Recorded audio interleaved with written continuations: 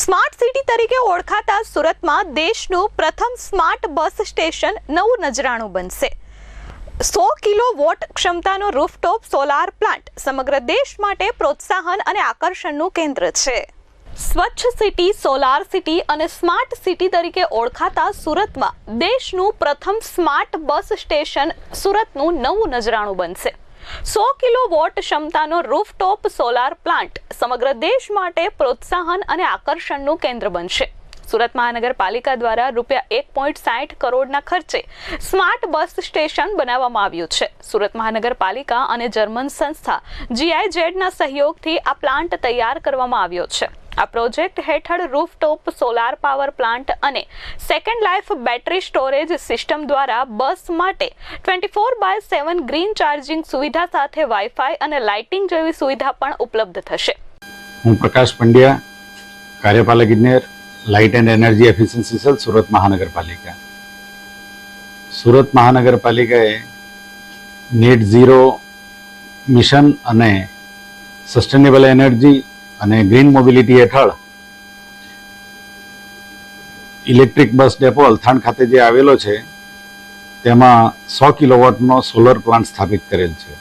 આ સોલર પ્લાન્ટની ખાસ વિશેષતા એ છે કે તે બેટરી એનર્જાઇઝ સ્ટોરેજ સિસ્ટમ છે અને તેની એનર્જી જે કંઈ યુનિટ જનરેટ થશે સોલર પાવર પ્લાન્ટના લીધે તે એનર્જીનું ઇલેક્ટ્રિક મોબિલિટી તરીકે યુઝ થશે। એટલે કે ત્યાં ઇલેક્ટ્રિક બસ ડેપો છે, ત્યાં ચાર્જર હશે, તેમાં યુનિટ વપરાશે। હવે આપણે ગ્રીન મોબિલિટીમાં આ સુરત મહાનગરપાલિકા આગળ વધી રહેલી છે, તેનો આ પાયલોટ પ્રોજેક્ટ છે અને ભારતભરમાં આ પ્રથમ પ્રોજેક્ટ છે ગ્રીન મોબિલિટી માટે બેટરી એનર્જાઇઝ સ્ટોરેજ સિસ્ટમથી। આ બેટરી એનર્જાઇઝ સ્ટોરેજ સિસ્ટમમાં પણ બેટરી સેકન્ડ લાઈફ બેટરી વાપરવામાં આવે છે। એટલે એક વખત જે બેટરી આપણે વ્હીકલમાં વાપરવામાં આવે તે બેટરી જ્યારે ત્યાંથી એક્સપાયર થાય તે પછી એની એફિશિયન્સી ઘટે પછી એનો ઉપયોગ આપણે આમાં કરવામાં આવે છે અને એને રિફર્બિશ કરવામાં આવે છે। એટલે સેકન્ડ લાઈફ બેટરી છે, જેથી ભારતની ઇકોનોમી પણ વેગ મળે છે। હવે આ સેકન્ડ લાઈફ બેટરી હેઠળ આ જે પ્રોજેક્ટ કરવામાં આવે છે તેના લીધે રાત્રિ દરમિયાન મોટાભાગની બસોનું આપણે ચાર્જિંગ કરતા હોઈએ છીએ, એટલા માટે બેટરી ત્યાં મૂકવામાં આવેલી છે। એટલે બેટરી એનર્જાઇઝ સ્ટોરેજ સિસ્ટમનો સૌથી મોટો ફાયદો એ છે કે આપણે દિવસ દરમિયાન જે એનર્જી જનરેટ થશે તે રાત્રિ દરમિયાન પણ આપણે ઉપયોગમાં લઈ શકાય છે। આ battery energise storage system 100 kilowatt ક્ષમતાની છે અને તેના વડે આપણે લગભગ વાર્ષિક 1 લાખ જેટલા યુનિટ જનરેટ થશે અને સુરત મહાનગરપાલિકાને અંદાજે 6.5 લાખ રૂપિયા જેટલી વીજળીમાં બચત પણ થનાર છે।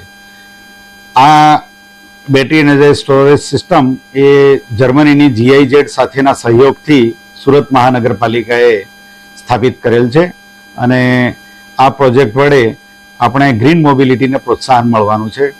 લાઇટ એન્ડ એનર્જી એફિશિયન્સી સેલના કાર્યપાલક ઇજનેર પ્રકાશભાઈ પંડ્યાએ જણાવ્યું હતું કે સુરતના અલથાણ વિસ્તારમાં તૈયાર કરાયેલા દેશનું પ્રથમ સૌર ઉર્જા આધારિત ઇલેક્ટ્રિક બસ ડેપો ખાતે 100 કિલોવોટ ક્ષમતા ધરાવતા રૂફટોપ સોલાર પાવર પ્લાન્ટ અને પ્રતિ કલાકે 224 કિલોવોટ ક્ષમતા ધરાવતી બેટરી એનર્જી સ્ટોરેજ સિસ્ટમ સ્થાપિત કરવામાં આવી છે।